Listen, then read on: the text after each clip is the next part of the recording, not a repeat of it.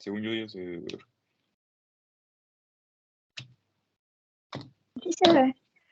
Ok, muchas gracias. De acuerdo. Entonces, a ver. Para las personitas que no lograron entrar a la clase de ayer, no ayer, sí fue ayer viernes o jueves, no, perdón, fue jueves, sí, disculpen. Pues bueno, vamos a volver a dar la clase, bueno, voy a volver a dar la clase que viene siendo de soplos, así que no se preocupen, o sea, de la clase presencial voy a explicar lo mismo ahorita, solo que pues en línea, ¿no? Y evidentemente esta clase se va a quedar grabada, ¿de acuerdo?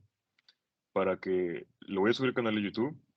Ya ahora sí en el grupo de WhatsApp solo están las personas que me confirmaron del curso y ya les puedo mandar libremente el canal de YouTube, les mando el material de apoyo y ahorita les voy a compartir un PDF, un artículo de soplos cardíacos que a mí me sirvió bastante o me ayudó un poco. Es como que es de pediatría, ¿ok?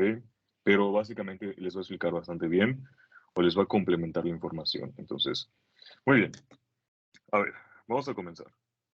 Empecemos con, a ver, ¿cuál es la importancia de los soplos como tal en el examen? ¿De acuerdo? Este curso, más que nada esto que les voy a brindar, por favor, les pido que tomen, abran su libreta, sus apuntes, ¿ok? Sus good notes o donde hagan sus apuntes, pero que presten mucha atención a esto porque les va a servir bastante, ¿ok? En el tema de soplos es un tema muy importante para poder comprender los casos clínicos que les van a poner, ¿ok? Entonces necesito que por favor escuchen con atención. Nosotros sabemos que los soplos se van a dividir, tienen una clasificación, ok. Quiero aclarar que todo esto lo voy a sacar del Saturno, ok, de la bibliografía, para que pues vean que voy siguiendo la bibliografía que se nos está dando, ¿no? O sea, como que les voy a desmenuzar lo que nos quiere explicar el Saturno. Se va a dividir en dos grupos, en los no patológicos y en los patológicos, desde el Saturno, ¿ok? Eso creo que ya lo sabemos, es correcto. Existen dos principales grupos. Ahora, de esos dos grupos eh, se van a dividir a su vez en más subgrupos. Lo importante aquí es que los únicos dos soplos no patológicos, o uno por excelencia, y que va a suceder de manera casi continua, va a ser el soplo de Steele. ¿Ok? El soplo de Steele, vamos a decir así, soplo de Steele, o también denominado soplo inocente, porque es inocente, no es patológico, se va a presentar y va a ser característico de los pediátricos, ¿ok?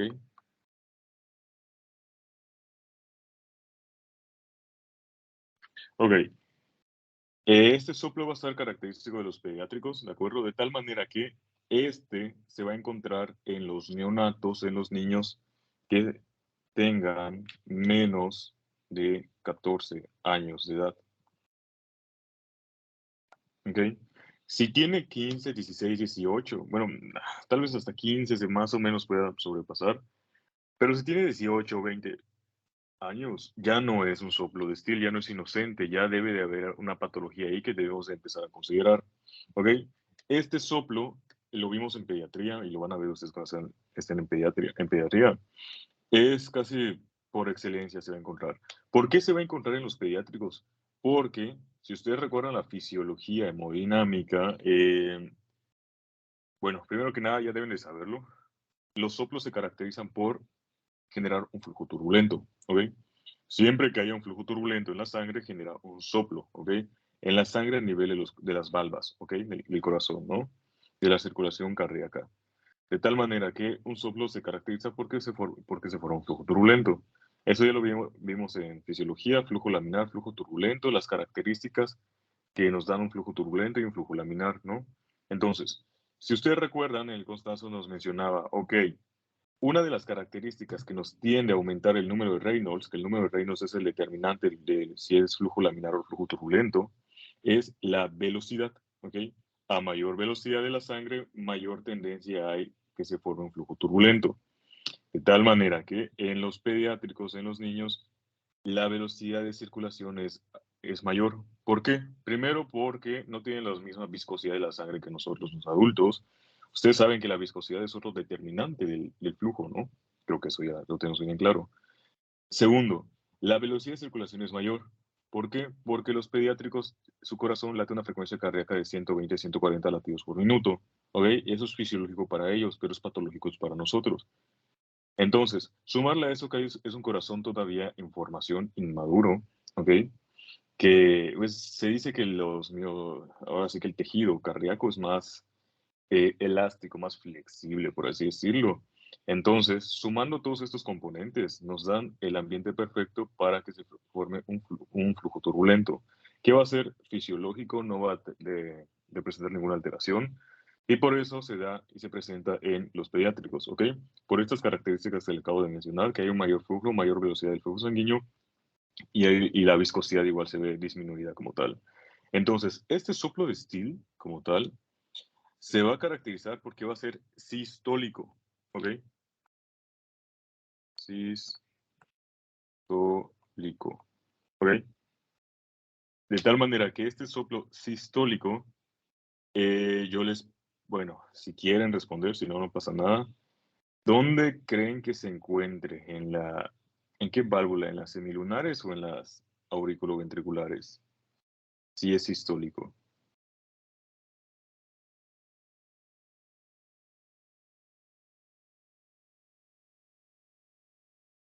Ok, lo más común es que se encuentre en las válvulas semilunares, ¿ok? Este soplo va a ser o se caracteriza por ser abarcar solo como que la protosístole. ¿Por qué? Porque esta válvula, al recibir esta sangre, esta velocidad aumentada de sangre, genera un flujo turbulento en la base de la válvula aórtica. En este caso, ¿no? Por ejemplo, tienes la válvula aquí, la aorta, esa es la cavidad del ventrículo, ¿ok? De tal manera que la sangre va a venir aquí y a nivel de la base de la aorta genera esta pequeña turbulencia y luego continúa, ¿no? Pero esto es por las características que les acabo de mencionar, ¿no? Ahora, este soplo se puede hallar ahora en lo que viene siendo la aorta o se puede hallar en lo que viene siendo el foco pulmonar, ¿ok? Aquí hay un detalle muy importante que necesito que tengan en cuenta. Depende, bueno, no depende tanto, pero el Saturno nos dice, el soplo de estilo soplo inocente se va a encontrar en el foco pulmonar.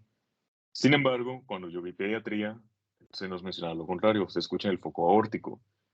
Investigando más, unos te van a decir, se escucha en el foco pulmonar, otros en el foco aórtico. Entonces, ahí pues sí hay esa discordancia, solo quiero que sepan que se queden con válvulas semilunares, aórtico pulmonar, ahí, ¿ok? Entonces, ya sea que se encuentre en la válvula pulmonar o en la válvula aórtica, mientras cumpla con las características que acabo de explicar, es un soplo inocente o soplo estilo, siempre y cuando sea pediátrico, ¿ok? Ahora, el soplo de Lancerux va a ser, no quiero decir lo mismo, porque este no se va a encontrar en los pediátricos, ¿ok? Este soplo de Lancerux va a ser característico de la válvula aórtica, ¿ok? De igual manera va a ser sistólico, los dos son sistólicos, ¿ok? Este que se va a encontrar en la válvula aórtica va a ser característico de personas de, ahora sí, de edad más avanzada. Nos vamos al otro extremo de la vida. ¿Por qué se va a presentar este soplo? Básicamente por una esclerosis de la válvula aórtica, ¿ok? ¿Qué es esclerosis como tal? Esclerosis es cuando la válvula se va volviendo como que rígida, ¿ok? Rígida por el exceso de, ahora sí, ya sea de que se esté calcificando o de grasa, ¿de acuerdo? Entonces, al estarse esclerosando la válvula aórtica, esto limita su libre abertura, de tal manera que cuando salga la sangre en el periodo de la sístole, va a generar esto que les mencioné, flujo turbulento a nivel de la base por la limitación de la abertura, ¿ok? Ahora, dato importante, toda esclerosis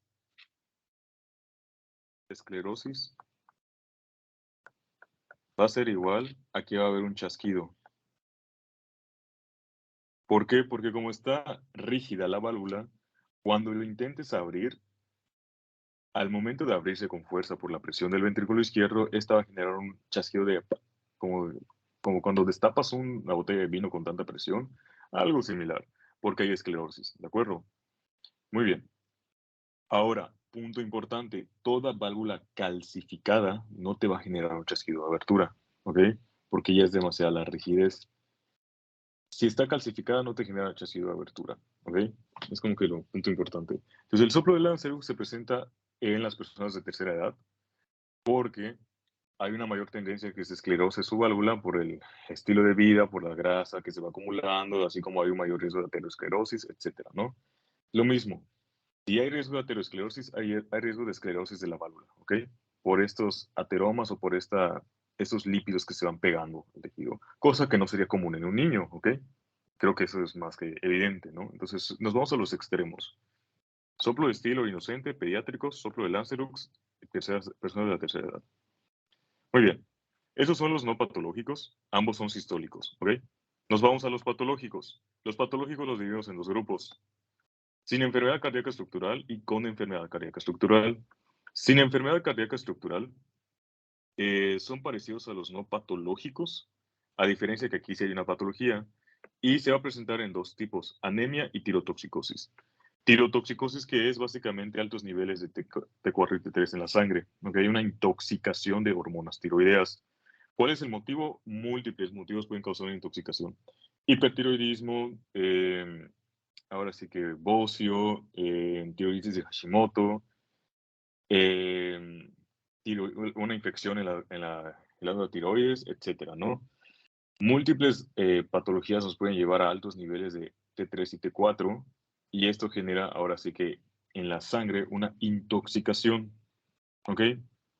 Ojo, hipertiroidismo y tirotoxicosis no es lo mismo. Un hipertiroidismo nos puede dar una tirotoxicosis, ¿ok? O no nos la puede dar. Puede haber hipertiroidismo que nos lleve a tirotoxicosis o puede haber hipertiroidismo pero que no lleve a tirotoxicosis, ¿ok?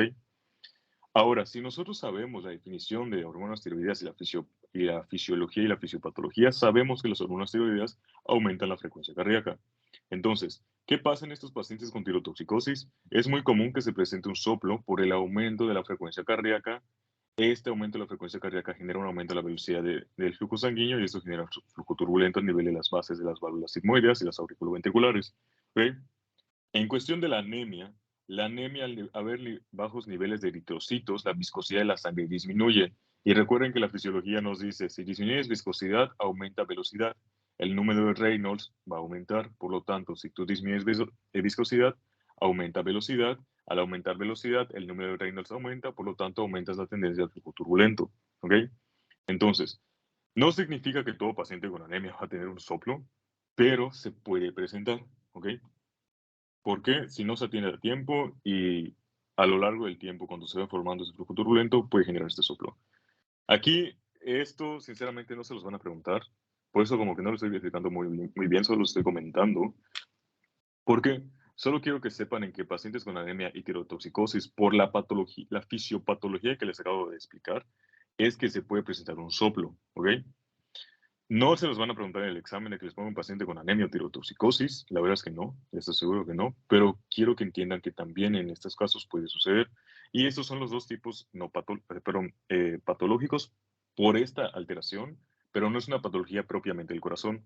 Por eso no hay enfermedad cardíaca, ¿ok? La enfermedad es en otro órgano, pero no en el corazón. Sin embargo, el corazón refleja un soplo por esta patología en otro órgano. Ahora nos vamos al último grupo con enfermedad cardíaca estructural. Aquí se dividen en tres: funcionales, orgánicos y continuos. ¿Ok? Muy bien. Les puse aquí la clasificación de los soplos funcionales que nos dice el Saturno. ¿Ok? Los funcionales se van a dividir en sistólicos, diastólicos. Los orgánicos se van a dividir igual en sistólicos y diastólicos y los continuos tienen otra división un poquito diferente. ¿Ok? Muy bien. Soplos funcionales, vamos a marcarlo aquí. Soplos funcionales, específicamente grupos sistólicos, y nos pone el Saturno lo siguiente. Nos pone 6 soplos, 3 expulsivos, 1 sistólico y 2 holosistólicos. ¿Ok? Holosistólico, ¿qué significa? ¿Alguien sabe qué significa holosistólico?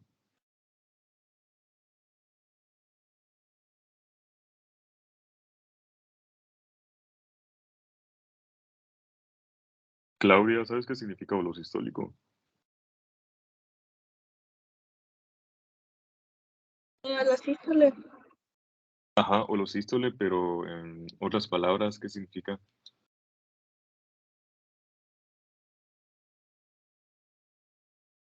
O sea, ¿qué parte de la sístole es la holosístole?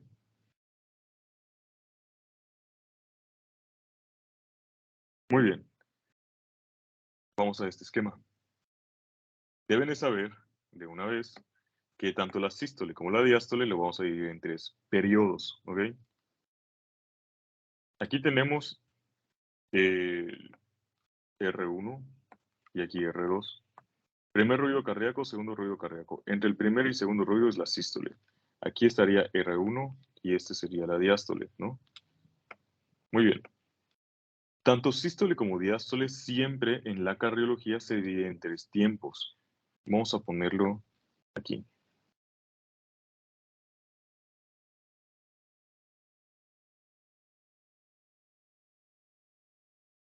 Los extremos y de color verde, el medio. Muy bien. El primer extremo, o sea, se divide en 3 partes.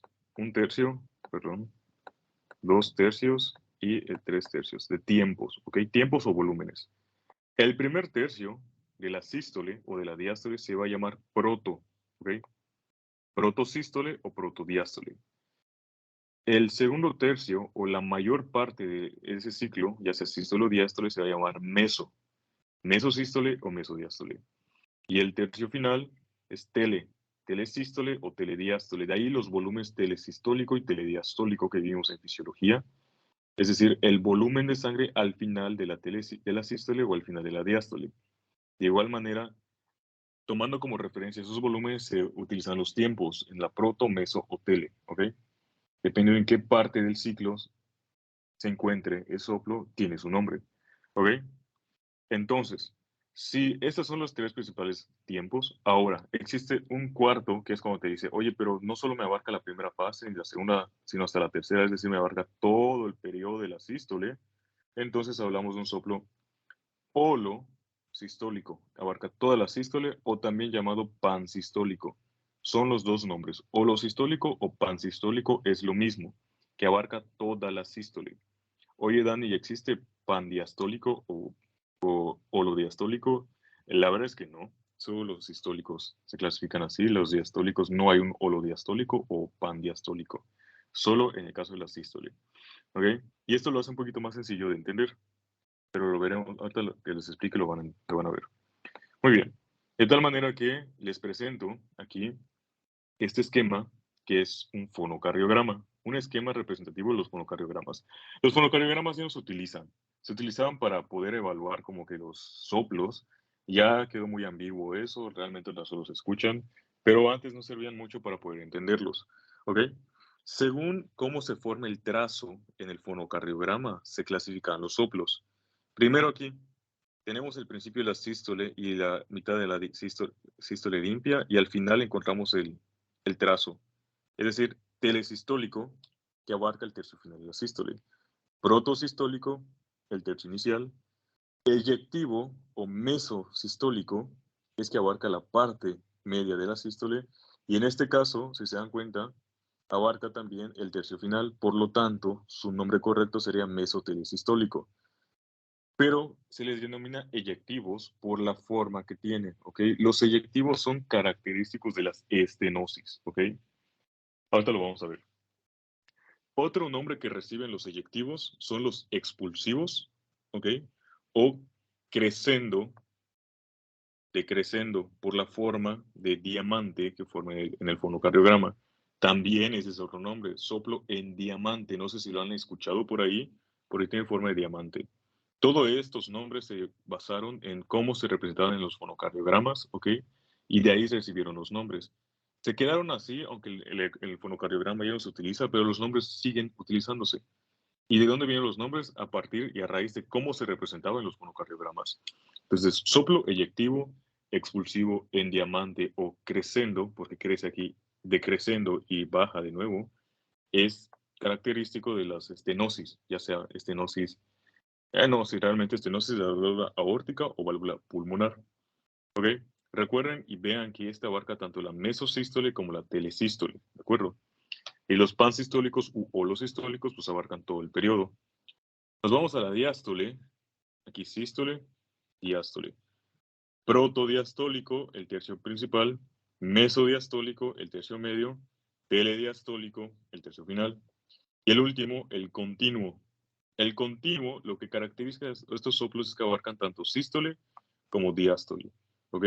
Es continuo en todo el periodo del ciclo cardíaco, ¿ok?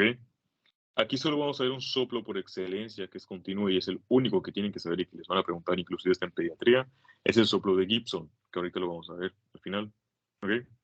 ¿Alguna duda o pregunta con esto de las bases de los soplos? Ok, entonces, aclarando eso, continuemos con esto. 3 soplos expulsivos, 1 sistólico y 2 holosistólicos. El primero nos dice soplo expulsivo pulmonar en la comunicación interauricular. El soplo lo vamos a encontrar en la válvula pulmonar, consecuencia de esta patología, de una comunicación interauricular. ¿Ok? Nos vamos a este esquema. Una comunicación interauricular. Recuerden que en el corazón existen 2 hemicardios, el hemicardio izquierdo y el hemicardio derecho. ¿Ok? La sangre siempre va a ir de mayor presión a menor presión. El corazón y el hemicardio izquierdo trabajan con presiones mayores que el hemicardio derecho, por lo tanto la sangre va a venir así. Un cortocircuito de izquierda a derecha, ¿de acuerdo? Entonces, como aquí está la comunicación, nos dice, va a ser un soplo expulsivo en la válvula pulmonar, consecuencia de esta comunicación. ¿Cómo sucede? En el ciclo cardíaco, cuando se llene la aurícula de sangre, una porción de sangre se va a colar al atrio derecho o la aurícula derecha, ¿ok? Esta porción que se cuela aquí sobrecarga la aurícula derecha y esa sangre que sobrecargada o mayor volumen pasa al ventrículo derecho. Este ventrículo derecho va a tener un mayor volumen y este mayor volumen va a pasar a la válvula pulmonar generando un flujo turbulento. ¿Por qué? Porque nosotros estaremos metiendo, aquí tenemos a la válvula, ¿ok? Válvula pulmonar, más o menos así. Nosotros estaremos tratando de meter lo que viene siendo un mayor volumen de sangre en una válvula pequeña que no está preparada para ese volumen. Si lo fisiológico es que sean solo 100 mililitros de sangre que siempre pasen y no generen un soplo, con esta comunicación interauricular estamos aumentando a 150 mililitros. Es decir, este cortocircuito nos genera 50 mililitros más de sangre que se va colando, ¿ok? Estos 50 mililitros más de sangre que van a generar que se sobrecargue más la cavidad de sangre y al momento de pasar a la sístole y se abra la válvula pulmonar, esta sangre, como es demasiada, genera este flujo a nivel de la base, ¿ok? De la válvula, el flujo turbulento, y lo sigue, ¿ok? Porque estás intentando meter mucha sangre en una abertura que no está preparada para 150, solo está preparada para 100, ¿ok?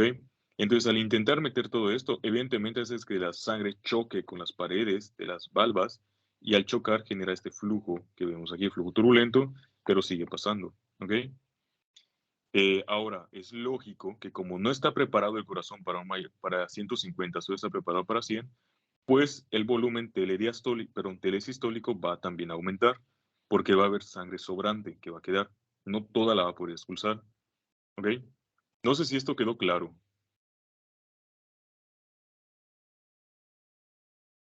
Ok, doy por hecho que Sí. sí. Entonces, ¿qué sucede aquí? Al haber el cortocircuito de izquierda a derecha, se sobrecarga el hemicardio derecho. Al sobrecargarse el ventrículo derecho y pasar a la sístole genera este flujo turbulento a nivel de la válvula pulmonar y por eso se escucha el soplo en la válvula pulmonar, consecuencia de la comunicación interauricular. ¿Ok? Muy bien. Vamos a tacharlo entonces. ¿Dónde está? Aquí. Expulsivo pulmonar de la comunicación interauricular. El siguiente es expulsivo pulmonar de la hipertensión pulmonar. ¿Ok? De nuevo, en la válvula pulmonar, sin embargo, aquí no va a ser por una comunicación. El corazón está normal. Lo que va a pasar aquí va a haber una hipertensión pulmonar. Ok, vamos a dibujarles, o les voy a dibujar aquí la válvula o la arteria pulmonar. Aquí, la válvula pulmonar. Necesito hacerles este esquema para que lo entiendan. Tienen que saber dos cosas. En una hipertensión, uy, ¿qué pasó? Hipertensión pulmonar o aórtica, independientemente de qué valva esté afectada, la hipertensión nos va a generar dos cosas. Nos puede generar dos cosas. Primero, dilatación de la válvula, perdón, válvula. No tanto de la válvula, sino dilatación de la base de esa arteria, ¿ok? Y la segunda cosa que nos va a generar es aumento de la poscarga, ¿ok? Al haber aumento de la poscarga, esto que nos genera mala abertura, ahora sí, de la válvula, perdón. Valva y válvula no es lo mismo.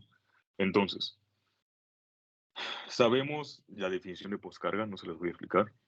Entonces, cuando hay una hipertensión, la poscarga se va a ver aumentada, ¿ok? Al aumentar la poscarga es como si pusieras aquí bloques, ¿ok? De tal manera que el ventrículo y las válvulas tienen que vencer estos bloques para poder abrirse, esta poscarga aumentada. Entonces, cuando tú aumentas la presión, ya sea de la arteria aorta o de la arteria pulmonar, la válvula tiene que vencer esa presión para abrirse. Entonces, como no hay casos en los que no la supera esa presión, si no la supera, genera el soplo. Si la supera, no genera el soplo, ¿ok? Ahora, cuando no supera la presión, es decir, no puede levantar los bloques de concreto, la válvula no se va a abrir de manera adecuada, ¿ok? Entonces, al no abrirse de manera adecuada, quedaría más o menos así. Se debería abrir así, ¿ok? Pero como está esta poscarga aumentada, la válvula se va a abrir parcialmente, ¿ok? Al abrirse parcialmente, el diámetro se ve disminuido y como está disminuido el diámetro, la sangre al momento de salir a la sístole en un diámetro disminuido genera a este nivel el flujo turbulento y genera este soplo, ¿ok? ¿Por qué? Porque la hipertensión aumentó la poscarga. Al aumentar la poscarga, dificultó la adecuada abertura de la válvula. Al dificultar la abertura de la válvula, se generó un pequeño orificio, un orificio más pequeño del que debería, y esto genera el flujo turbulento al pasar la sangre por un orificio más pequeño. Recuerden igual que el calibre de los orificios determina la velocidad del flujo sanguíneo. A mayor calibre el flujo sanguíneo es más lento y a menor calibre el flujo sanguíneo es más rápido. Como hay un menor calibre, a esta parte, a esta sección, esta pequeña porción, haces que aumente el flujo sanguíneo y al aumentar el flujo sanguíneo, el número de Reynolds aumenta y por lo tanto mayor tendencia a flujo turbulento. Al generarse el flujo turbulento, genera el soplo. ¿Ok? Muy bien. Ahora, esa es la primera situación, que aumente la poscarga y dificulte la abertura. La segunda situación es que se dilate la base de la válvula, ¿ok? Digamos que no pasó, o sea, que la válvula se abre normal, ¿ok? Y en este caso, lo que nos afectó fue la base de la arteria, ¿ok? De tal manera que generó una dilatación. La arteria se va a dilatar así, ¿ok? Al haber mucha presión, la sangre ejerce presión, y al ejercer presión en la base de la arteria, dilata la misma, ¿ok? Y al dilatar la misma, esto que genera que sangre se acumule aquí, arriba de las valvas, de tal manera que esto, igual manera, perjudica la abertura de las válvulas por la dilatación, ¿ok?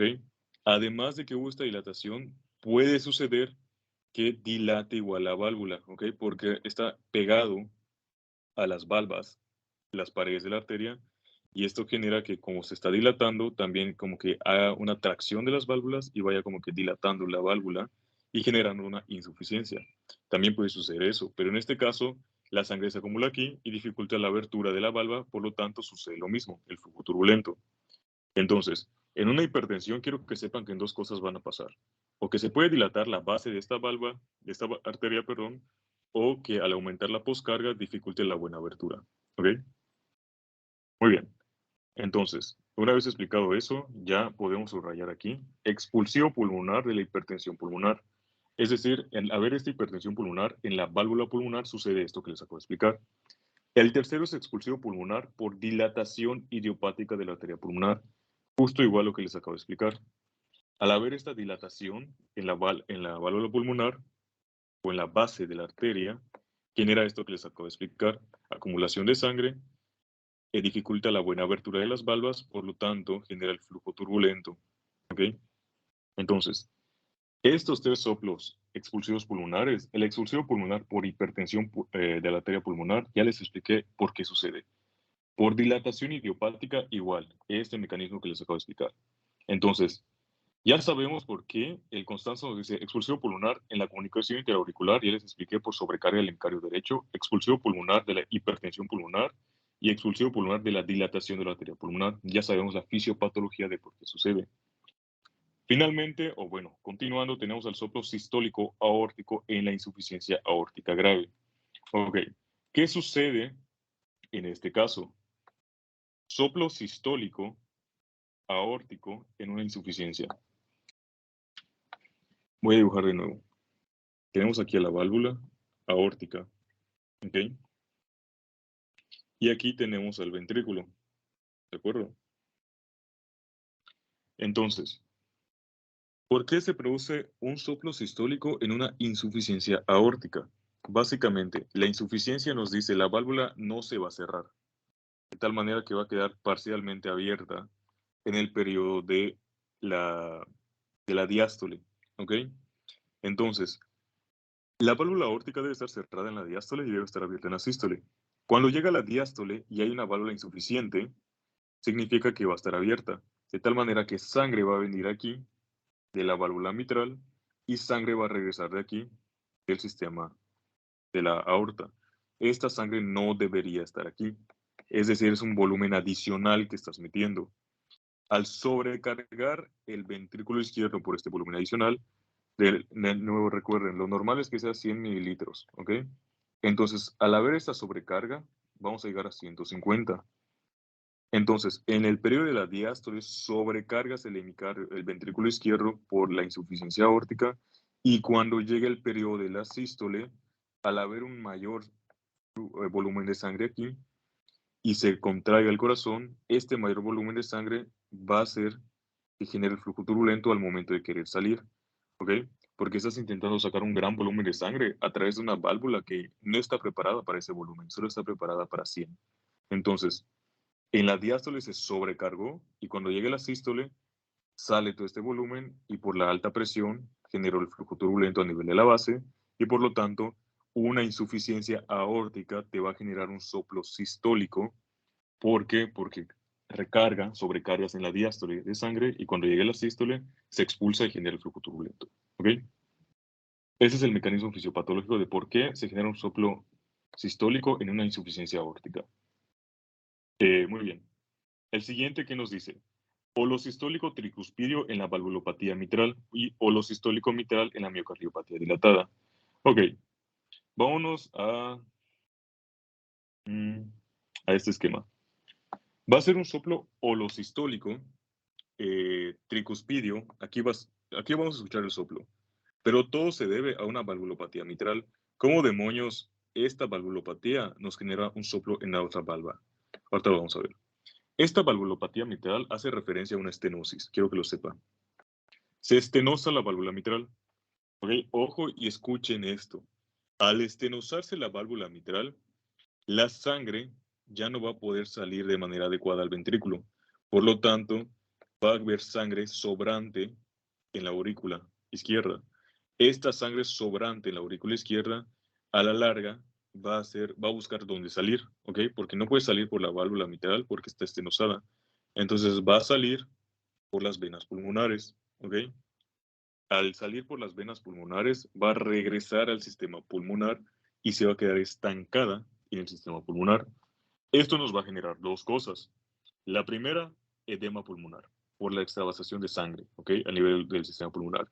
Y la segunda, si hay sangre acumulada ahí, nos genera hipertensión de la arteria pulmonar, ¿ok? Porque va regresando, regresando, regresando y llega de nuevo a la arteria pulmonar sobrecarga la arteria pulmonar, genera hipertensión pulmonar.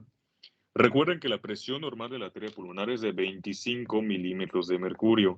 Apúntenlo bien. Más allá de 25 milímetros de mercurio ya hablamos de hipertensión pulmonar, ya sea grado 1, grado 2, grado 3, etcétera, ¿no? La hipertensión pulmonar hay clasificación, creo que hay 5 clasificaciones de la hipertensión pulmonar, dependiendo de la etiología, ¿ok? Entonces, al superar 25 milímetros de mercurio, que es lo normal de la presión arterial de la arteria pulmonar, hablamos de una hipertensión. Y ustedes ya saben y ya vieron en fisiopatología que una hipertensión pulmonar, ¿qué es lo que va a generar? O una hipertensión sistémica, dilatación o hipertrofia del ventrículo. En este caso, quiero que entiendan una vez que en el hemicardio derecho o en el ventrículo derecho, recuerden que las paredes son más delgadas y no está preparado por una presión alta. Por lo tanto, si tú aumentas la presión pulmonar, como todo esto que les expliqué de la estenosis de la válvula mitral, es un proceso agudo. Al no darle tiempo al hemicardio derecho de prepararse, se va a dilatar, ¿ok? Entonces, esta hipertensión pulmonar va a generar dilatación de la cavidad del hemicardio, perdón, del ventrículo derecho. Al dilatar el ventrículo derecho, ¿qué va a generar esto? Recuerden que en la clase de anatomía les expliqué de los músculos papilares que están aquí. Y los músculos papilares a través de cuerdas tendinosas se agarran a las válvulas. Entonces tú al dilatar la cavidad estiras estas cuerdas tendinosas, ¿ok? Al estirar las cuerdas tendinosas haces que se abra o se mantenga abierta la válvula, ¿ok? Esto que genera una insuficiencia de la válvula tricúspide, porque como se dilató la cavidad, los músculos papilares están en las paredes del ventrículo y unidos a través de las cuerdas tendinosas se unen a las cúspides de las valvas, por lo tanto, al dilatarse, estos generan una acción mecánica de abrir las valvas, por lo tanto, a la larga genera una dilatación valvular o una insuficiencia de la válvula, evitando su adecuado cierre, ¿ok? Entonces, al generar esta dilatación de la válvula o esta insuficiencia valvular tricuspidia, es que se genera este soplo holosistólico, ¿ok? Pero sería hasta aquí la sangre. ¿Por qué? Porque en la sístole ya no se va a cerrar de manera adecuada la válvula, se va a mantener abierta porque los músculos papilares están traccionando de ella. Entonces la sangre va a salir por la arteria pulmonar y también va a salir por por la válvula tricúspide, generando el flujo turbulento aquí, ¿ok? Entonces, en todo el periodo de las sístoles siempre va a estar abierta esta válvula porque siempre está dilatado el corazón. El corazón no solo va a estar dilatado en la sístole o en la diástole, sino una vez que se dilata, se dilató, ¿sabes? Entonces ya ahí quedó. Por lo tanto, como siempre está dilatado en todo el periodo de sístole y diástole, la válvula siempre va a estar abierta, ¿ok? Por eso genera soplo holosistólico tricuspidio y todo consecuencia de esta valvulopatía mitral que generó, como les expliqué, todo este caminito y hizo que se dilatara el ventrículo derecho, ¿ok? ¿Se entendió esto o alguien, no, alguien quiere que lo repita?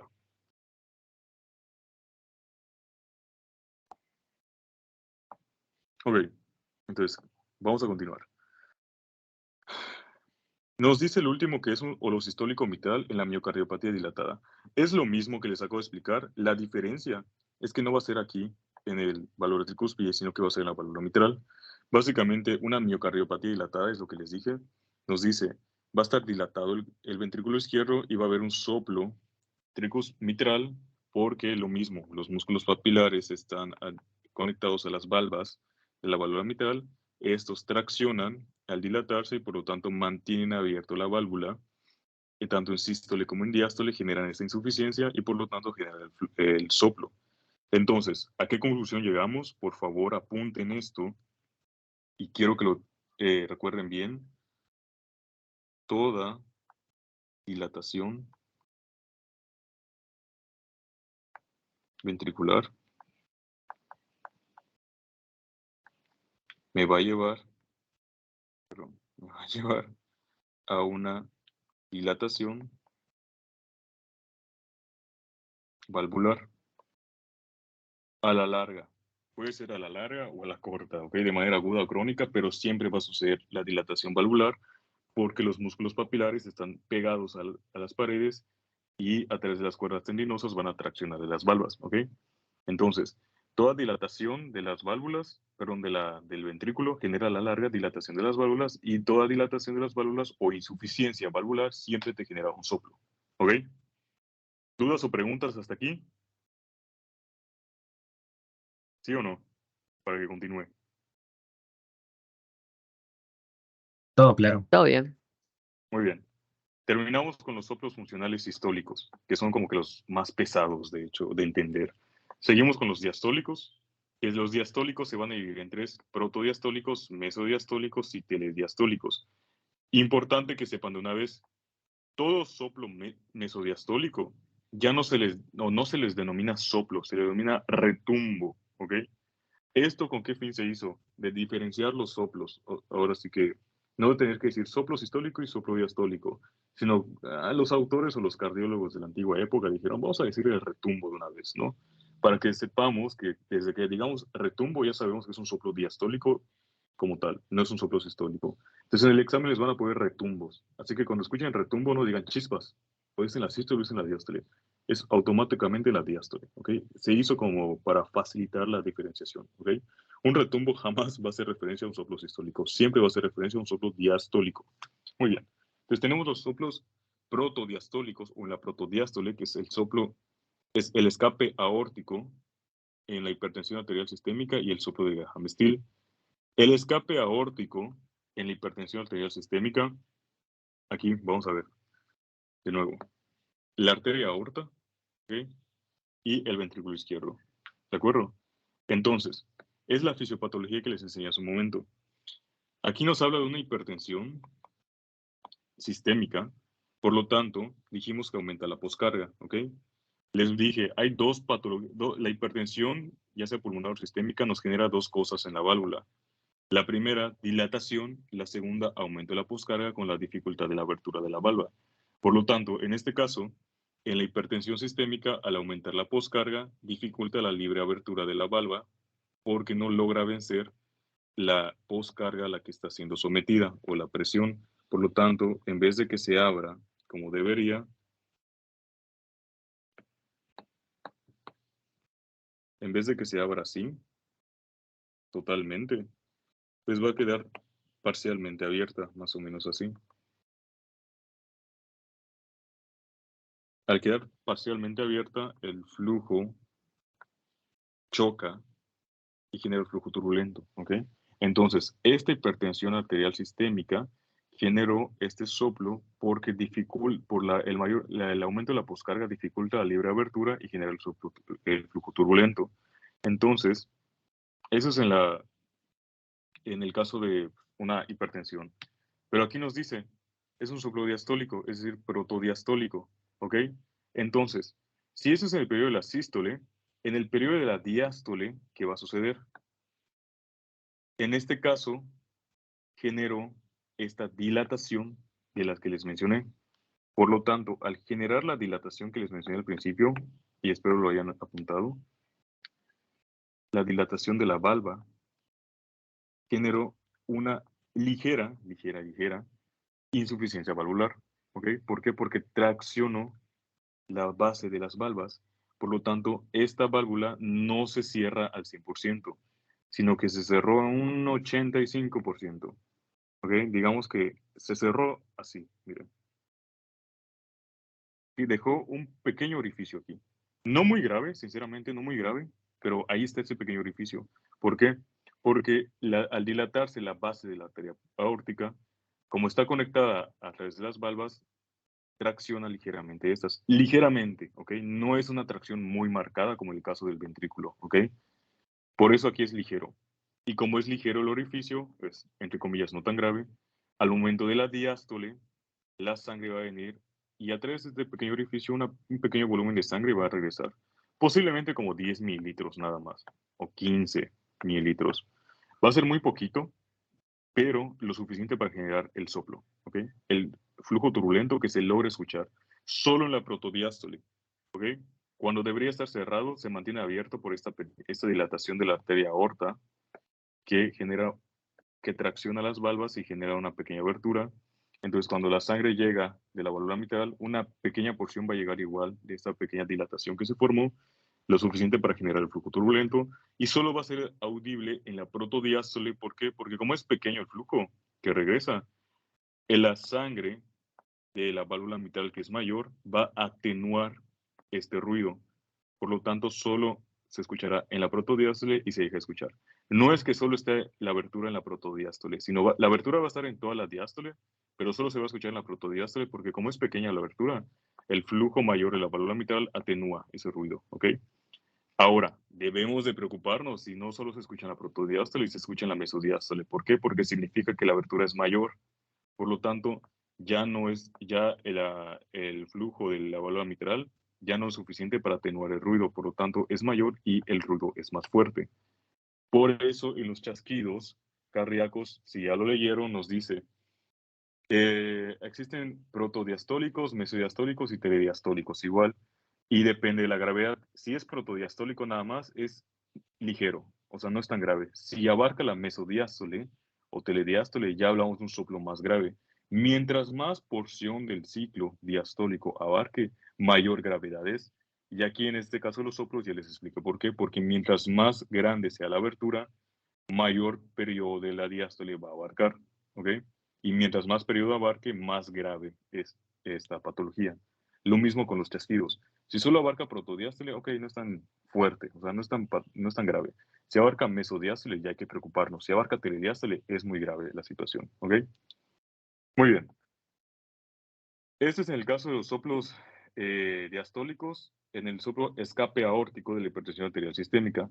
¿Qué sucede con el de Graham-Still? El de Graham-Still es lo mismo que les acabo de explicar, en vez de la arteria pulmonar, pero donde la arteria aórtica va a ser en la arteria pulmonar. Es la misma patología que les acabo de explicar, simplemente en el sistema pulmonar. Y un dato extra. ¿Se acuerdan cuál es la presión normal de la arteria pulmonar? ¿Cuánto les dije que era? 25. 25. 25 milímetros de mercurio. Lo que caracteriza el soplo de Graham-Still, la patología va a ser la misma, ¿ok? La única diferencia es que se va a escuchar cuando la presión de la arteria pulmonar sea mayor a 80 milímetros de mercurio. Dense cuenta, de 25 hasta 80 es un chingo. Entonces, cuando supere los 80 milímetros de mercurio, genera esta dilatación de la que le hablé a nivel de la válvula pulmonar y de a huevo te genera el soplo. El soplo de Graham-Still, que es lo mismo, es un soplo protodiastólico, solo que en el sistema pulmonar, siempre y cuando la hipertensión pulmonar sea mayor a 80 milímetros de mercurio. ¿Qué significa esto? Que cuando supera los 80 milímetros de mercurio, dilata las valvas, ¿ok? La dilatación del tronco pulmonar es lo suficientemente fuerte para generar esta pequeña abertura, ¿ok? Muy bien. Ahora, ¿cuál es el siguiente? Los retumbos, ¿ok? Los mesodiastólicos, que son 4.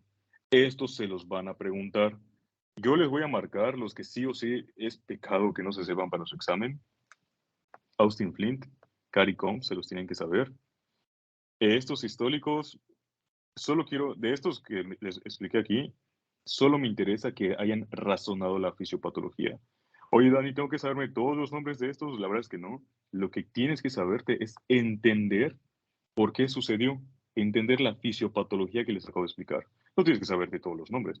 Aquí sí, aquí sí tienes que saberte el de Austin Flint, el de Cary Combs, tienes que saberte el de Graham Still, tienes que saberte el soplo de estilo, soplo inocente. Ya van 1, 2, 3, 4 soplos hasta ahorita que tienen que saberse sí o sí y es imperdonable que no se lo sepan para su examen.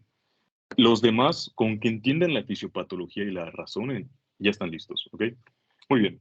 Entonces tenemos aquí un retumbo funcional mitral en la comunicación interventricular y la persistencia del conducto arterioso. Retumbo funcional en la válvula mitral por comunicación interventricular. Nos vamos al esquema de aquí. Comunicación interventricular. Va a haber un retumbo aquí, es decir, el soplo va a estar aquí, consecuencia de esto. ¿Qué sucede? Básicamente la sangre va a pasar de izquierda a derecha. Al pasar de izquierda a derecha, sobrecargas el hemicardio derecho. Al sobrecargar el hemicardio derecho, mayor sangre va a pasar a través de la válvula pulmonar y como les expliqué hace un rato, nos va a generar un soplo aquí por la sobrecarga, ¿ok? Pero además de ese soplo, esta sangre mayor va a pasar al sistema pulmonar, al sistema venoso y llegar al final a la aurícula, ¿ok? Una mayor cantidad de sangre va a sobrecargar la aurícula izquierda y esta sobrecarga también nos va a generar un soplo a nivel de la válvula mitral. Lo mismo que pasó a nivel pulmonar, pero ahorita a nivel de la válvula mitral. Por lo tanto, en la diástole se genera este flujo turbulento por la mayor sangre que estás intentando meter en esta cavidad, en esta válvula que no está preparada para esa mayor sangre, ¿ok? Básicamente ese es el porqué. Pasó la sangre de aquí, se coló, se sobrecargó y a este nivel generó el soplo, ¿ok? De tal manera que toda comunicación interventricular, al combinar dos cámaras de sangre, sobrecargas una cámara y esto a la larga nos genera el soplo en esa cámara porque hay sangre que está sobrecargando, ¿ok? Pues por eso se generó aquí. Ahora, punto importante que quiero que sepan. Primero, en una comunicación interventricular, de a huevo vas a tener un soplo holosistólico, ¿ok? De a huevo va a haber un soplo holosistólico aquí. Y este soplo holosistólico es lo suficientemente fuerte como para atenuar este soplo, como para atenuar este soplo. Y por lo tanto, esto que les acabo de explicar en un fonocardiograma está muy cañón, que solo escuchen el soplo mitral o el soplo pulmonar de la comunicación interventricular. Porque siempre que exista esto, va a haber un soplo holosistólico en toda la sístole. Y los soplos holosistólicos o pansistólicos son los más fuertes que se pueden escuchar. Por lo tanto, no los vence nada. Se escuchan y siempre su ruido de ellos va a ser el más fuerte. Por lo tanto, van a existir estos soplos que les acabo de mencionar, pero no los vas a escuchar porque los va a estar atenuando el soplo pansistólico de la comunicación interventricular. Pero va a existir, ¿ok? Simplemente no los podemos escuchar porque este es demasiado fuerte. Primer dato importante. Segundo dato importante. Este cortocircuito va a ser de izquierda a derecha. ¿Es correcto? Sí, sí es correcto. Sin embargo, como tú estás sobrecargando el hemicardio derecho, va a llegar un punto, y recuerden la fisiología que nos dice el Constanzo, a mayor volumen, mayor presión en una cavidad. Si tú aumentas el volumen de una cavidad, este volumen genera presión. Por lo tanto, a la larga tú aumentas la presión de la cavidad. Al aumentar tú la presión de la cavidad del hemicardio derecho, llega un punto, o puede llegar el punto, en que la presión del hemicardio derecho o del ventrículo derecho iguale a la presión del ventrículo izquierdo e inclusive la supere. De tal manera que si no se trata de esto a tiempo, aumentas la presión del ventrículo derecho, equipara la presión del ventrículo izquierdo e inclusive la supera, y al superarla, este cortocircuito de izquierda a derecha se invierte y se vuelve de derecha a izquierda. Y esto es algo muy, muy grave, que tiene un nombre, y se llama síndrome de Eisenmenger, ¿ok?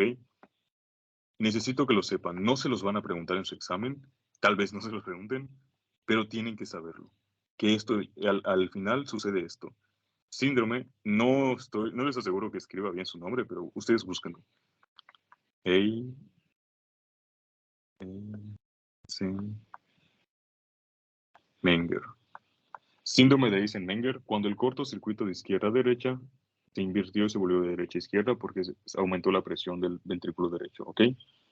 Muy bien, se los dejo de tarea que lo investiguen y lo apunten. Ahora, en la persistencia del conducto arterioso sucede lo mismo. La diferencia es que el conducto arterioso, que está aquí, comunica la aorta con la arteria, el tronco pulmonar. Por lo tanto, la sangre va a venir de la aorta, una sangre se va a colar al sistema pulmonar y a la larga va a sobrecargar el sistema pulmonar y va a generar lo mismo, este soplo, ¿ok? El mecanismo es diferente, ya no por la comunicación interventricular, sino porque la comunicación se encuentra entre la aorta y el tronco pulmonar, ¿ok? Entonces, a la larga, este exceso de sangre que está llegando aquí sobrecarga el sistema venoso, nos lleva a edema pulmonar, hipertensión pulmonar igual, y también al sobrecargar la cavidad izquierda, pues genera este soplo aquí, ¿ok? Punto importante que quiero que sepan, en pediatría, toda persistencia del conducto arterioso se puede tratar, ¿ok? ¿Cómo tú vas a cerrar esto? Sin algo quirúrgico lo puedes cerrar. Apúntenlo bien cuando vean cardiopatías. Puedes cerrar el conducto arterioso administrando paracetamol o ibuprofeno, todo intravenoso. ¿Ok? En los neonatos, cuando hay persistencia del conducto arterioso, hay un periodo de tiempo en el cual puedes cerrarlo administrando paracetamol intravenoso o ibuprofeno intravenoso, de tal manera que cierras el conducto arterioso sin necesidad de hacer cirugía. Ahora, eso es en unas situaciones. En otras situaciones, como las cardiopatías congénitas cianógenas, en este caso son las acianógenas. Ahora, las cianógenas son más graves. ¿Por qué? Porque pasa, o sea, como no hay esta oxigenación adecuada del cuerpo, es una muerte segura del paciente, ¿no? Entonces tú lo que buscas es que haya una comunicación entre las cavidades para que se mezcle la sangre y de ser cianógena pasa perdón, sí, de ser cianógena pasa a cianógena, ¿ok? De tal manera que haya una adecuada oxigenación. Entonces, en una patología que no van a ver, pero que existe y que lo dice el Saturno, que es la transposición de grandes vasos, el corazón está así, está invertido, ¿ok? Invertido en el aspecto de que aquí va a estar la arteria pulmonar y aquí va a estar la aorta, ¿ok? Ese es el hemicardio derecho y el hemicardio izquierdo. De tal manera que no existe este cruce como tal, sino que el tronco pulmonar o la arteria pulmonar va a salir de un hemicardio y la aorta va a salir de otro hemicardio, ¿ok? Entonces, nunca va a haber este cruce como tal. Simplemente van a haber dos circulaciones independientes, la circulación menor y la circulación mayor.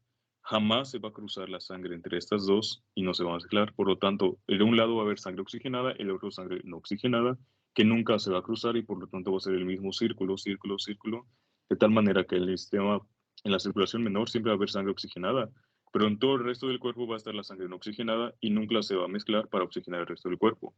Entonces, investiga una foto del corazón en la patología de transposición de grandes vasos. ¿Okay? Es una cardiopatía estenógena, de tal manera que es mortal. ¿Qué se hace en estos casos? Se busca que esta persistencia del conducto arterioso se mantenga abierta, se mantenga permeable. ¿Ok? ¿Tú cómo mantienes permeable esto? Sabemos que lo cerramos con paracetamol y ibuprofeno. Ahora, ¿qué fármaco utilizamos para que se mantenga abierto y no se cierre el conducto arterioso? Utilizaremos prostaglandinas. ¿Ok?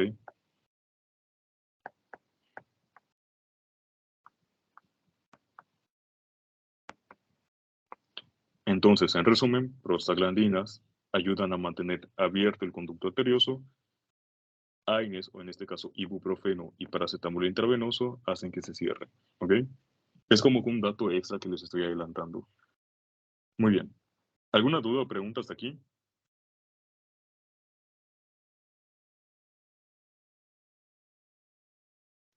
Todo bien. Ok. Muy bien. Retumbo funcional tricuspidio en la comunicación interauricular. Básicamente es lo que les acabo de explicar. Comunicación interauricular, aquí está, genera sobrecarga a nivel de la aurícula derecha y esta sobrecarga de sangre genera el flujo turbulento a nivel de la válvula tricúspide porque es mucha sangre que estás intentando pasar en una válvula pequeña. Así que es a nivel de la base que genera el flujo turbulento.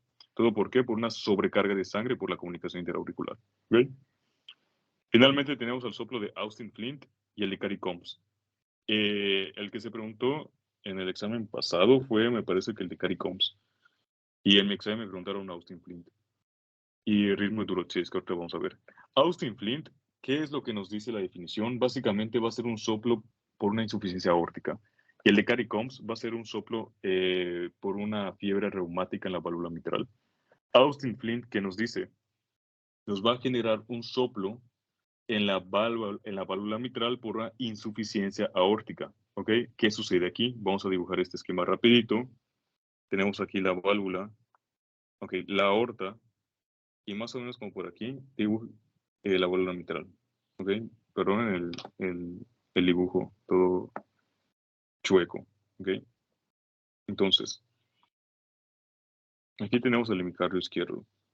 ¿Ok? Aquí, válvula aórtica y aquí, válvula mitral. Cuando tú te encuentres en una insuficiencia, ya dijimos que no se cierra bien la válvula. ¿Ok? Al no cerrarse bien la válvula en la diástole, va a regresar sangre aquí. ¿Ok? Al regresar esta sangre en la diástole, ¿qué sucede en la diástole? Aquí debe estar cerrado y aquí debe estar abierto. Pero como está insuficiente la válvula aórtica, sangre va a regresar aquí y sangre está entrando aquí. Entonces, ¿qué nos dice el Saturno? Genera un soplo en la válvula mitral por esta insuficiencia aórtica. ¿Cómo demonios sucedió esto? Pues miren esto. Básicamente, se compromete la abertura de la valva septal, de la válvula mitral. ¿Por qué? Quedaría así. ¿Ok? Esta válvula no se va a abrir de manera adecuada como se abre de aquí.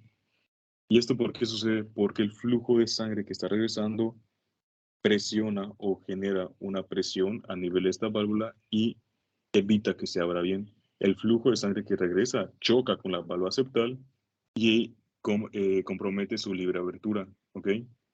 Por lo tanto, la válvula septal se queda así, entre comillas cerrada, pero las demás, la otra válvula, que es la válvula anterior y la válvula posterior, se abre de manera adecuada porque la sangre solo está chocando con la pared de la válvula septal.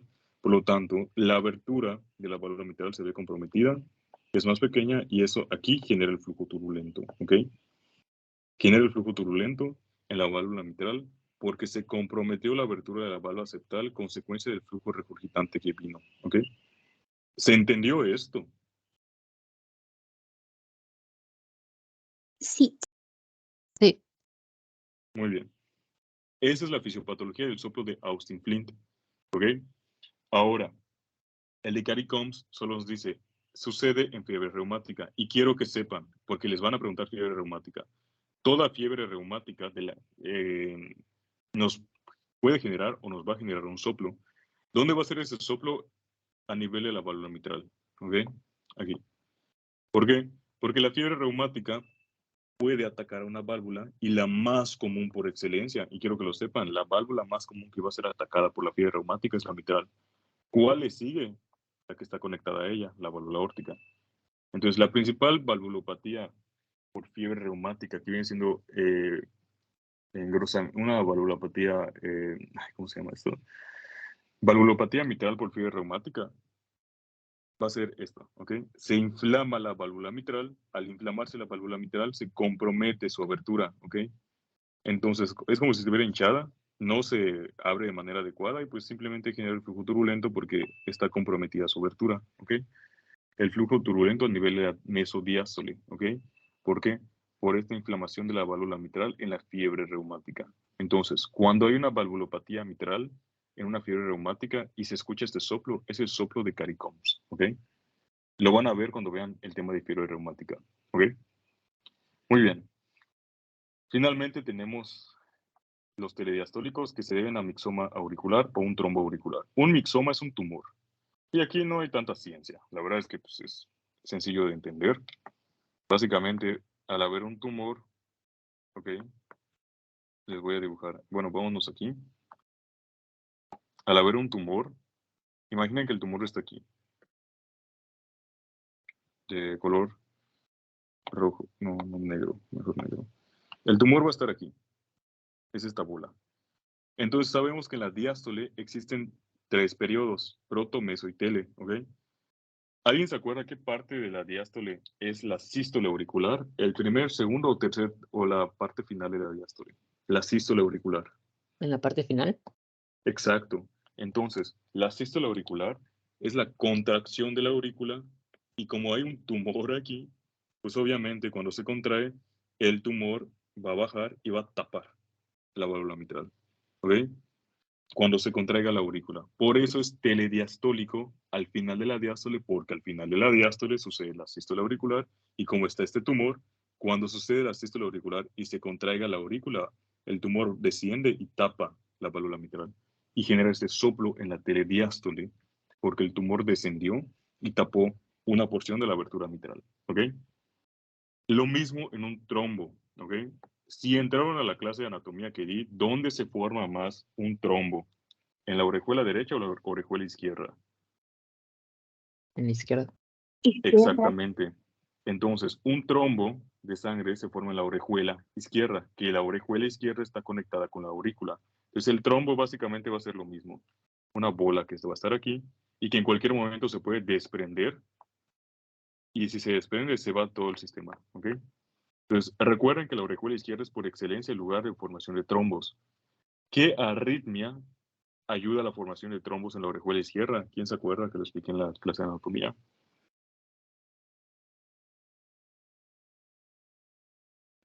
Fibrilación auricular. Exactamente. Fibrilación auricular, por excelencia, te va a formar un trombo en la aurícula izquierda, ¿ok? Entonces, tanto un trombo como un mixoma te generan este soplo porque van a descender y tapan la abertura, ¿ok? Muy bien. Ya expliqué eso. ¿Qué sigue? Terminamos con los soplos funcionales y nos vamos a los orgánicos, ¿ok? Que ya son los últimos. Los orgánicos se dividen en sistólicos y en diastólicos. Los sistólicos solo van a ser expulsivos o regurgitantes. Aquí, palabras más, palabras menos. Quiero que sepan, los expulsivos, sus otros nombres son los eyectivos, en forma de diamante, o creciendo de crescendo, ¿se acuerdan? ¿Cuál es la diferencia entre un soplo orgánico y un soplo funcional? Que en el orgánico sí estamos hablando de una alteración en las valvas, propiamente las valvas. En los funcionales hablamos de una alteración externa que compromete a las valvas, ¿ok? De tal manera que la válvula como tal está normal, simplemente o algo impide su buena abertura o algo impide su adecuado cierre. Pero si no estuviera eso que lo impidiera, la válvula funciona normal, como en el caso de la hipertensión. La hipertensión aumentó la poscarga, la válvula no está, o sea, no está alterada, está normal. Pero como aumentó la poscarga, no se puede abrir bien porque no está preparada para vencer esa poscarga. O sea, no la vence, por lo tanto, se compromete su libre abertura de la válvula aórtica. Pero si quitamos la hipertensión, sin problemas funciona esa válvula. ¿Ok? Por eso es funcional, porque su fisiología se ve afectada, su función, no la válvula como tal. Aquí ya no. En los orgánicos no va a haber hipertensión, sino es propiamente la válvula que va a estar afectada. Es decir, va a haber una estenosis verdadera en esa válvula o una insuficiencia verdadera, no porque algo lo causó, sino es una insuficiencia o una estenosis totalmente aislada que sucedió. ¿Ok?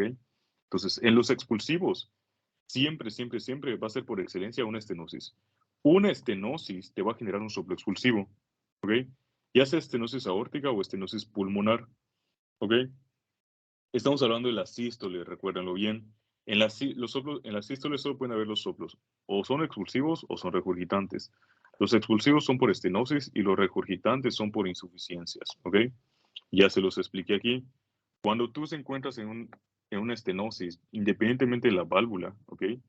Aquí está. En este caso que sea la aórtica. Si está estenosada esta válvula, su abertura está comprometida, por lo tanto, genera el flujo turbulento al momento de la sístole, ¿ok? Porque no está abierta de manera adecuada la válvula, ¿ok? Si estuviera abierta de manera adecuada, el flujo continuaría siendo laminar, pero como está comprometida su abertura, genera el flujo turbulento en la base, ¿ok? Por esta estenosis. Recuerden que como es estenosis, se los voy a poner aquí.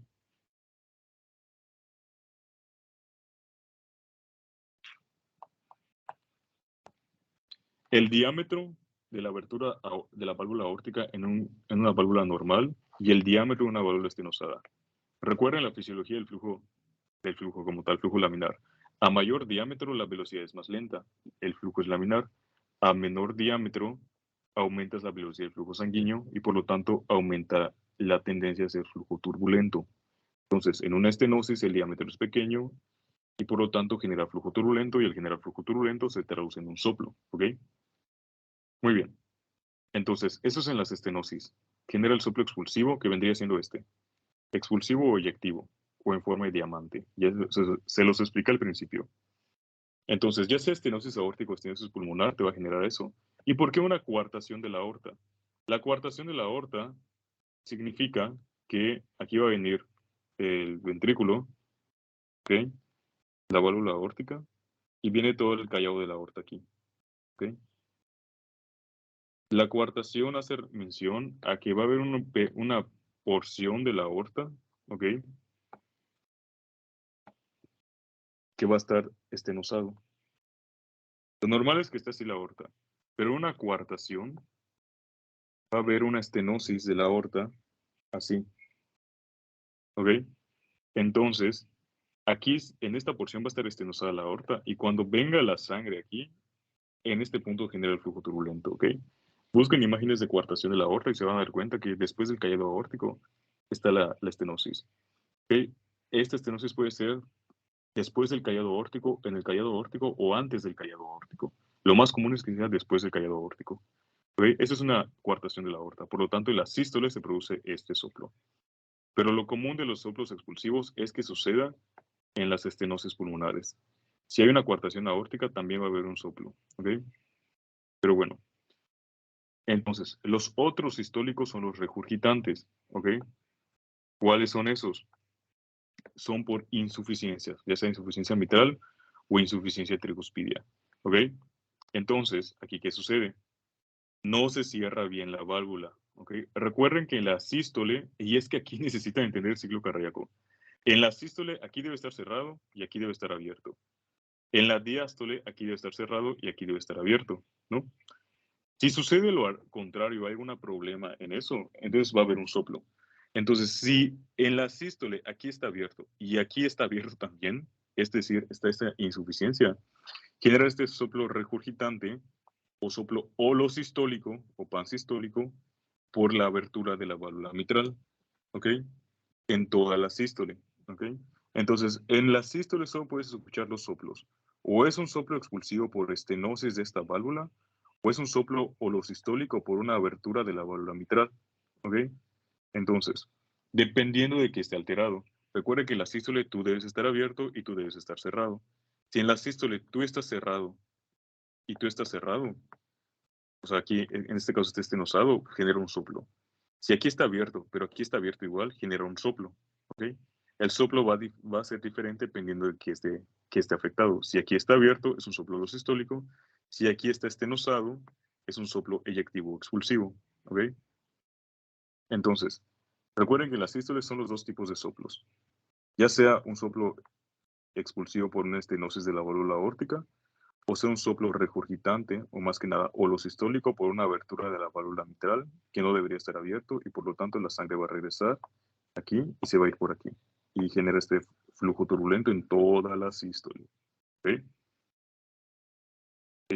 Sí. Ahora, ¿alguna duda o pregunta? Si no, pasamos con los últimos, que son los orgánicos diastólicos, y ya para finalizar con el tema de soplos. Bueno, miren, comunicación interventricular, lo que les mencioné. Una comunicación interventricular por excelencia te va a generar un soplo pansistólico u holosistólico, ¿ok? Entonces, y este es el dato importante, sí es cierto. Para que de una vez no se maten el cheto en el examen, por favor, siempre, siempre que en el caso clínico les pongan soplo holosistólico o pansistólico, cualquiera de los dos nombres que les pongan, ustedes automáticamente quiero que piensen en dos cosas. La primera, insuficiencia. Perdón. Primera, insuficiencia. Y la segunda, C y B. ¿Ok? Desde que diga soplo holosistólico, automáticamente su cerebro debe pensar, o hay una insuficiencia de la válvula mitral o tricúspide, o hay una comunicación interventricular. No hay más. Son las dos causas de un soplo holosistólico pansistólico. Insuficiencia de la válvula mitral o tricúspide o una comunicación interventricular. Lo más usual es que sea esto, comunicación, pero insuficiencia de la válvula mitral o tricuspidia, ¿ok? Porque C y B es común en los pediátricos, pero si te ponen un paciente de 70 años o 60 años, es poco común que sea una comunicación interventricular. Si no, ya llegaría de color azul. Sería un pitufo esa persona. ¿Okay? Lo normal es que la C y B se traten en los niños. Entonces, si les dan, en el caso clínico, pacientes de 60 años con soplo sistólico, automáticamente matas la pregunta y ahí llegas al diagnóstico. Ok, la huevo es una insuficiencia, ya sea mitral o tricuspidia. ¿Y cómo lo podemos saber? Con donde se escuche. Si se escucha en el foco, mitral o en el foco tricuspidio, pues ya nos da indicios de dónde. Si te dice, se encuentra en el ápex del corazón, foco mitral, insuficiencia de la válvula mitral, ¿ok? Ya llegaste al diagnóstico. Si te dice, se escucha a nivel de la base del apéndice gifoides, entonces es el foco tricuspidio, ¿no? Entonces, depende de lo común y lo más usual en los casos clínicos, y una vez se los spoileo, siempre va a ser en la válvula mitral. Al menos yo no he visto que pregunten de un soplo de holosistólico o tricuspidio, siempre han sido mitrales. Entonces, si les ponen soplo holosistólico, tengan por seguro que es una insuficiencia y específicamente la válvula mitral. ¿Okay? Ya llegaron al diagnóstico con eso y ya pueden, ahora con eso, entendiendo la fisiopatología, responderle a las preguntas que se les hagan. ¿Ok?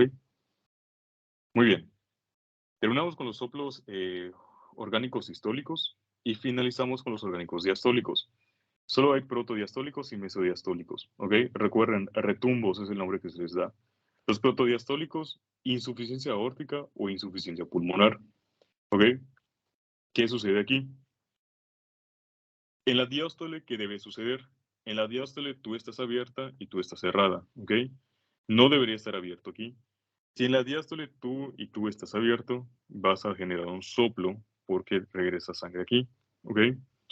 Como les mencioné, si es protodiastólico o solo abarca la protodiástole, significa que aquí está abierto, pero está parcialmente abierto, la abertura es pequeña, por lo tanto solo se va a escuchar el soplo en la protodiástole, ¿ok?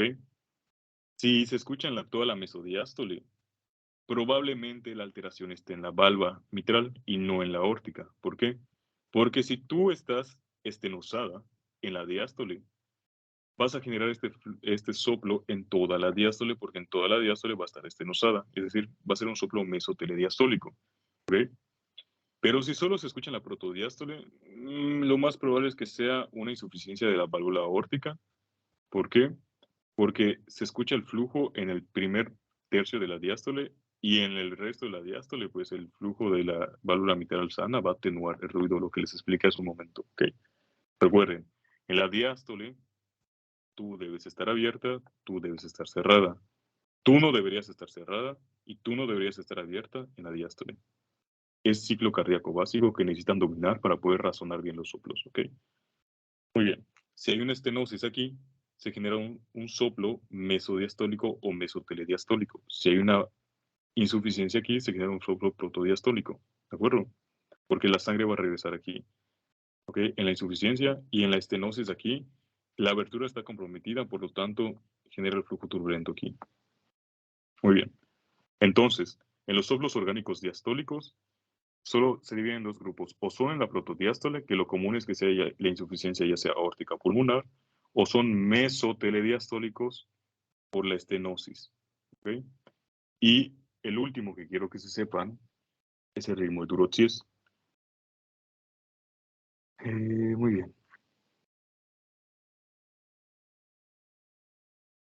Ritmo de Durotsies. El ritmo de Durotsies es pregunta de examen por excelencia. ¿Qué es el ritmo de Durotsies? Básicamente te habla de una estenosis mitral. ¿Ok? Al haber una estenosis mitral, quiero que sepan de una vez que toda estenosis te causa dos cosas. Primero, de a huevo te va a generar un chasquido de abertura, excepto si está calcificada esa estenosis. Si está calcificada, no te genera chasquido de abertura, y lo explica al principio. ¿Ok? Toda estenosis te va a generar de a huevo un chasquido de abertura. Segundo, toda estenosis te aumenta el cierre de esa válvula. Por lo tanto, el primer ruido cardíaco que se debe al cierre de la válvula mitral, si la válvula mitral está estenosada, ese primer ruido cardíaco va a estar aumentado siempre que haya estenosis. Y se le denomina primer ruido brillante. ¿Ok? Por ahí lo debieron haber leído. Siempre que hay una estenosis, de a huevos ese ruido va a estar aumentado. Es decir, va a generar un primer ruido brillante, un primer ruido más fuerte por la estenosis. Y segundo, de a huevo va a haber un chasquido de abertura. ¿Ok? Siempre y cuando no esté calcificada la válvula. ¿Ok? Entonces, si nosotros trazamos un fonocardiograma aquí,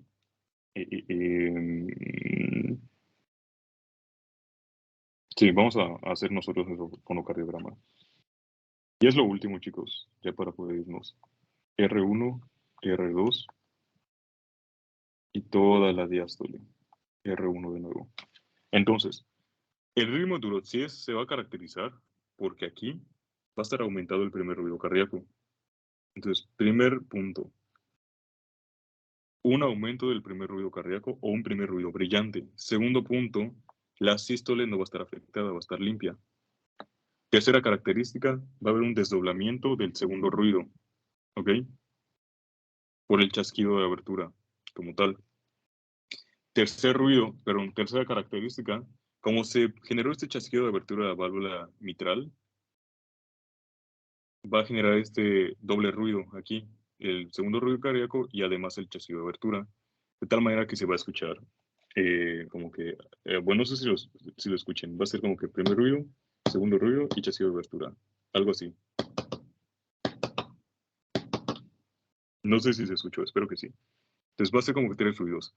Recuerde que un desdoblamiento del segundo ruido puede ser fisiológico o patológico, o puede deberse a un chasquido de abertura que simula un desdoblamiento del segundo ruido. Por esto que les acabo de mencionar. Primer ruido, segundo ruido y el chasquido. Primer, segundo y el chasquido. ¿De acuerdo? Pero es por el chasquido de abertura. Muy bien, entonces se genera el chasquido de abertura y viene todo el soplo aquí. El retumbo mesodiastólico y telediastólico. Y además, el ritmo Durotzius nos dice por definición, al final va a haber un reforzamiento presistólico aquí. Es decir, al final de la diástole va a aumentar más el sonido del soplo. Y ustedes se van a preguntar, bueno, ¿y por qué aumentó más? Por lo que les expliqué, al final de la diástole es la sístole auricular. Por lo tanto, si está estenosada la válvula mitral, la aurícula cuando se contraiga genera mayor presión y por lo tanto más fuerte va a ser ese flujo de sangre y por lo tanto más fuerte va a ser el sonido al final de la diástole por la sístole auricular, ¿ok? Entonces, en resumen, el ritmo de Durotzius se caracteriza porque es una estenosis mitral que nos genera, primera característica del ruido de Durotzius, un primer ruido brillante. Segunda característica, la sístole no va a tener ninguna alteración. Tercera característica, va a haber un desdoblamiento del segundo ruido por el chasquido de abertura. Cuarta característica, va a empezar todo el soplo o retumbo mesotelediastólico. Y última característica, va a haber un reforzamiento presistólico por la sístole auricular al final de la diástole que genera este aumento del volumen del soplo. ¿Ok? Entonces, el ritmo de Durotzius es esto. Espero se haya explicado bien el por qué, y cuando vean la grabación y la clase lo estén estudiando con más calma, logren entenderlo porque se los van a preguntar.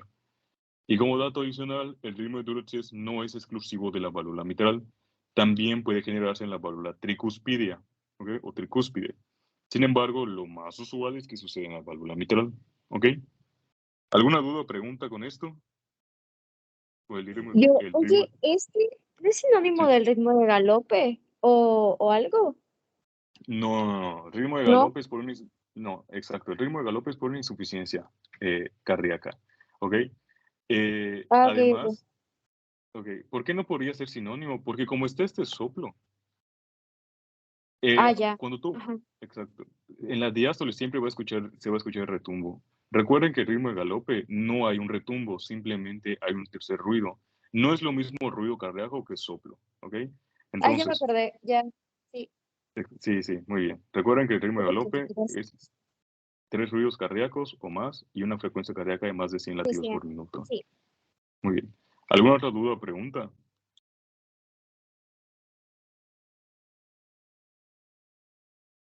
Ok. Y ya por último, soplos continuos. La verdad, les voy a ser sincero, nada de esto se tiene que saber en su examen. Lo único que sí es imperdonable que no se sepan es este de aquí. Ok, los continuos se dividen en 3 grupos. Por circulación colateral, los torácicos y sístolo-diastólicos. El único que les van a preguntar es el torácico, específicamente persistencia del conducto arterioso. ¿Ok? El también denominado soplo de Gibson. Hasta en pediatría lo preguntan. ¿Ok? Es el único de los soplos continuos que se tienen que saber y es el representativo por excelencia de todos los soplos continuos. Al haber la persistencia del conducto arterioso, tanto en la sístole como en la diástole va a haber este flujo de sangre, por lo tanto, va a generar esto. En el fonocardiograma se ve así, tanto en la sístole como en la diástole. Soplo continuo, que es el soplo de Gibson. El soplo de Gibson es un soplo continuo por persistencia del conducto arterioso. Es el único que sí tienen que saber. Los demás no se los aprenden, ni se los van a preguntar. ¿Ok? Lo único que sí tienen que saberse, al menos de soplos continuos, es por qué sucede. Primero, porque hay una comunicación entre las dos cavidades o los dos hemicardios, el hemicardio derecho o el hemicardio izquierdo. Segundo, porque hay una diferencia de presión entre esas dos cavidades o dos hemicardios. Tercero, esa diferencia de presión se va a mantener tanto en la sístole como en la diástole. ¿Ok? Y cuarto, es que esa diferencia de presión genera ese flujo turbulento. ¿Ok? Entonces, recuerden, siempre que hay diferencia de presión, la sangre va de mayor a menor presión. Si esa diferencia de presión se mantiene tanto en la sístole como en la diástole, significa que tanto en la sístole como en la diástole, la sangre va a estar fluyendo de mayor a menor presión, ¿ok? Si esa diferencia de presión solo se mantiene en la sístole, estamos hablando de un soplo sistólico. Si solo se mantiene en la diástole, un soplo diastólico. Pero si se mantiene tanto en sístole como diástole, es un soplo continuo, abarca tanto sístole como diástole, ¿ok? Soplo continuo por excelencia, soplo de Gibson, consecuencia de una persistencia del conducto arterioso, ¿ok?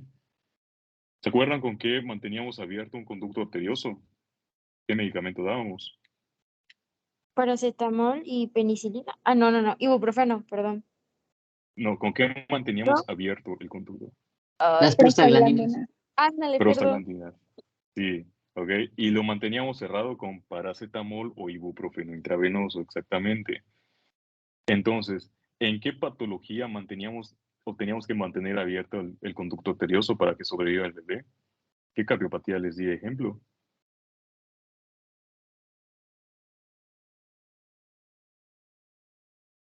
En la transposición de grandes vasos, ¿ok? Mantenemos permeable el conducto arterioso con prostaglandinas para que haya una adecuada oxigenación del cuerpo, ¿ok? Muy bien. Y eso es todo por soplos, o todo lo que tienen que saberse. No sé si alguien tiene alguna duda o pregunta o quiere que repita alguno más.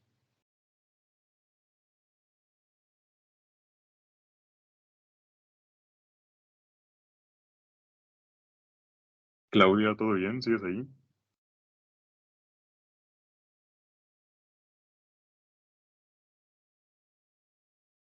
Muy bien. Bueno, si no hay más dudas o preguntas, la clase finalizó. Es todo por la clase de hoy. De verdad, espero les haya hecho, bueno, les haya aportado mi granito de arena con este tema de soplos que se me hace muy, muy importante que entiendan. Si sienten que fui muy rápido, no se preocupen.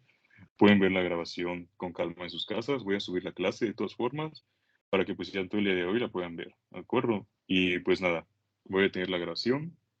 Y si todavía tienen como que dudas o preguntas,